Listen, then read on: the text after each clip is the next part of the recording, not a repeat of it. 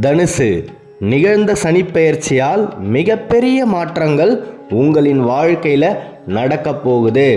அர்த்தாஷ்டம சனி என்னெல்லாம் செய்யும் அப்படின்னா, நீங்கள் எதை நினைக்கிறீங்களோ அதை அப்படியே உங்களுக்கு தரும். அதனால் ஏதாவது ஒரு காரியத்தை நீங்கள் நோக்கி நகரும் பொழுது இந்த காரியம் கை கூடாமல் போகிடுமோ அப்படின்னு தயவு செய்து நினைக்காதீங்க.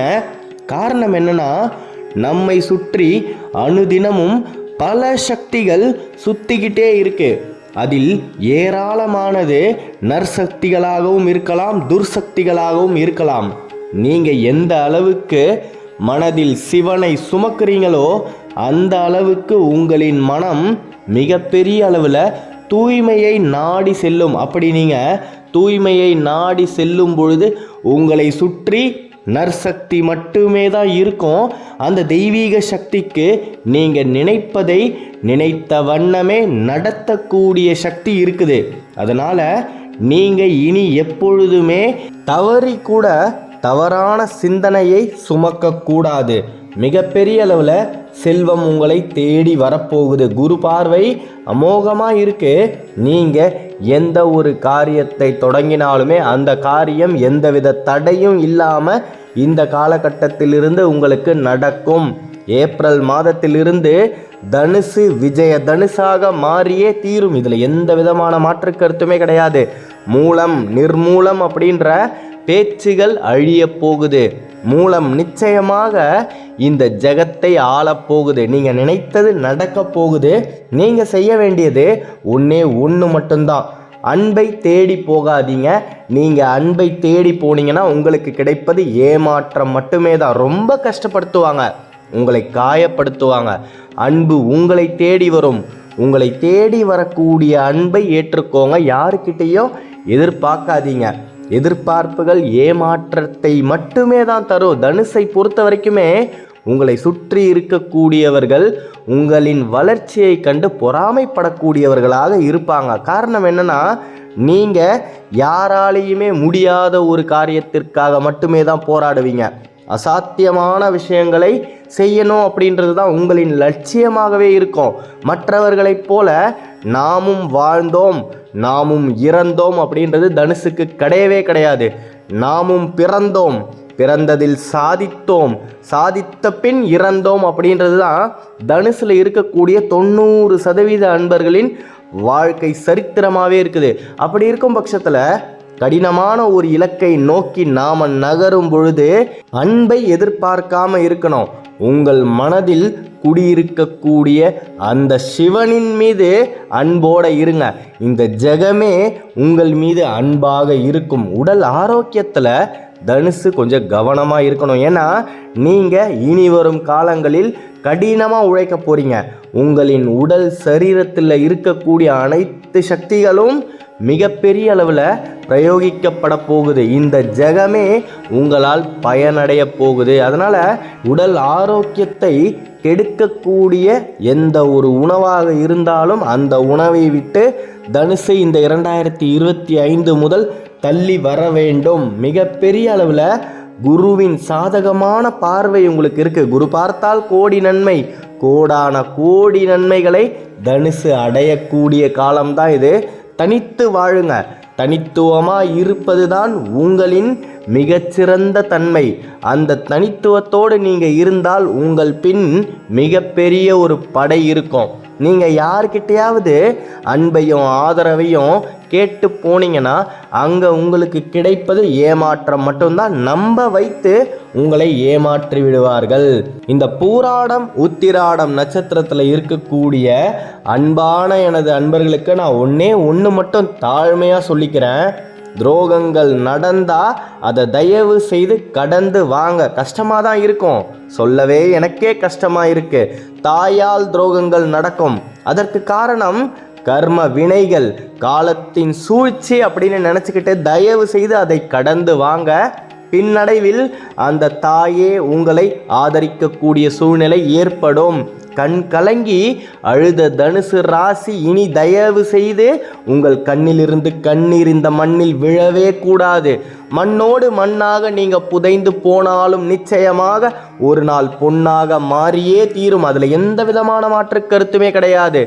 எவர் உங்களை வெறுத்தாலும், யார் உங்களை மறந்தாலும், உங்கள் மனதில் இருக்கக்கூடிய அந்த சர்வேஸ்வரன் உங்களை ஒருபோதும் மறப்பதே இல்லை. தனுசு வெற்றி வாகையை சூடியே தீரும். மிகப்பெரிய அளவில் சனி பெயர்ச்சியால் உங்களின் வாழ்க்கை மாறப்போகுது. இனி எந்த ஒரு தருணத்திலையுமே நிரந்தரம் இல்லாத விஷயத்திற்காக நீங்க கலங்கவே கூடாது. யாவும் நிரந்தரம் இல்லை. உங்களின் மனதில் இருக்கக்கூடிய ஈசன் மட்டுமே நிரந்தரமானவன்.